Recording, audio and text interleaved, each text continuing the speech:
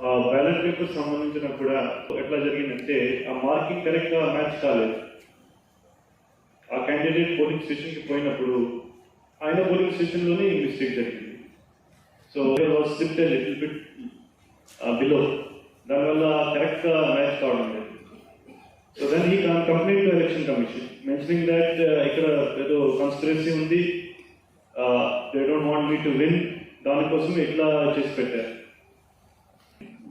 Wear to vote, ఎవరికి vote వేయాలి అంటే ఏ బటన్ నొక్కాలి, అది దాని మీద కన్ఫ్యూజన్ ఉంటుంది. ఇది కూడా చాలా ఇంపార్టెంట్ స్టెప్.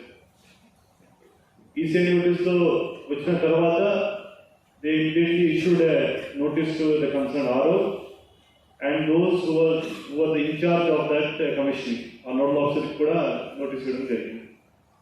ఇది కూడా చాలా ఇంపార్టెంట్. కరెక్ట్గా that should match, otherwise there will be confusion at the polling station. Please keep that in mind.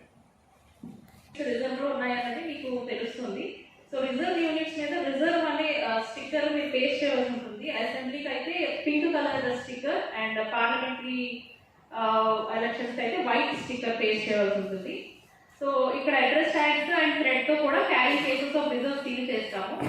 As per instructions of additional CEO మనము రిజర్వ్ యూనిట్స్ కూడా యాజ్ ఏ యూనిట్ అంటే BU, reserve BU, CU and VVPAT కూడా కొన్ని units మనం prepare చేస్తూ ఉంటే actual poll ఒకవేళ replacement జరగాల్సి ఉంటే సెక్టర్ యూనిట్స్, సెక్టర్ ఆఫీసర్స్ కి కొంచెం ఈజీగా ఉంటుంది. రీప్లేస్ ఎస్ఎస్ స్టిక్కర్ కూడా క్యారింగ్ కేసెస్ మీద స్టిక్ చేయవలసి ఉంటుంది. పోల్ అయినా కూడా యాక్చువల్ పోల్ అప్పుడు that will be poll non functional unit. Non functional EVMs మీరు పోలింగ్ స్టేషన్ లోనే ఉంచవలసి ఉంటుంది. అది రిసెప్షన్ లో మళ్ళీ ప్రిసైడింగ్ ఆఫీసర్ సబ్మిట్ చేస్తారు. సో యాక్చువల్ పోల్ స్టార్ట్ అయ్యే రీప్లేస్మెంట్ జరిగితే కనుక మీరు ఆ యూనిట్స్ మీతో పాటు మీరు తీసుకెళ్ళకూడదు, పోలింగ్ స్టేషన్ లోనే ఉంచవలసి ఉంటుంది.